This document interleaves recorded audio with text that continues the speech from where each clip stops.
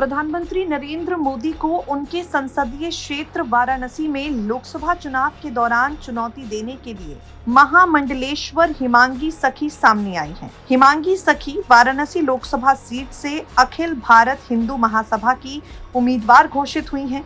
27 मार्च को महासभा की उत्तर प्रदेश इकाई द्वारा उत्तर प्रदेश की 20 लोकसभा सीटों पर उम्मीदवारों की घोषणा हुई, जिसमें वाराणसी भी शामिल है और वाराणसी से किन्नर महामंडलेश्वर हिमांगी सखी को टिकट दिया गया है। वाराणसी से चुनाव लड़ने वाली हिमांगी सखी कहती हैं वो किन्नरों के हक के लिए मैदान में उतरी हैं। हालांकि वो पहले कभी चुनाव नहीं लड़ी हैं।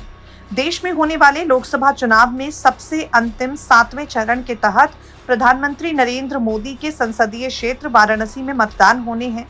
बिल्कुल अंतिम दौर में होने वाले चुनाव के बावजूद अभी से वाराणसी क्षेत्र को लेकर चुनावी हलचल और जनता की दिलचस्पी दोनों बढ़ती जा रही है।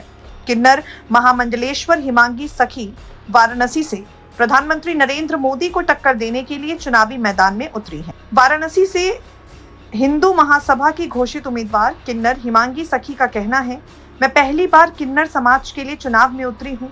मैं चाहती हूँ कि लोकसभा और विधानसभा में किन्नरों के लिए सीटें आरक्षित हों। किन्नर समाज भी अपनी बात रख सके। आज भी किन्नर समाज भीख मांगकर या तो फिर वेश्यावृत्ति से जुड़कर अपनी रोजी रोटी कमाने के लिए मजबूर है। सरकार ने इस समाज को आगे बढ़ाने के लिए किसी तरह का मार्ग प्रशस्त नहीं किया। आगामी 12 अप्रैल को मैं काशी आऊंगी और बाबा विश्वनाथ का दर्शन करने के बाद मीडिया से जुड़ूंगी।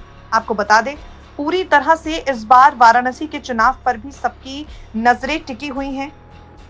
वहीं अगर बात करें महामंडलेश्वर हिमांगी सखी की, तो वो 5 भाषाओं में भागवत गीता सुनाने के लिए मशहूर हैं।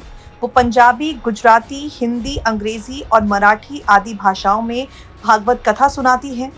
भारत के अलावा बैंकॉक, सिंगापुर और मॉरिशस आदि जगह पर वो भागवत कथा सुना चुकी हैं। किन्नर समाज के लिए अपनी आवाज को बुलंद करती हैं। किन्नर महामंडलेश्वर हिमांगी सखी की मां पंजाबी थी, पिता गुजराती।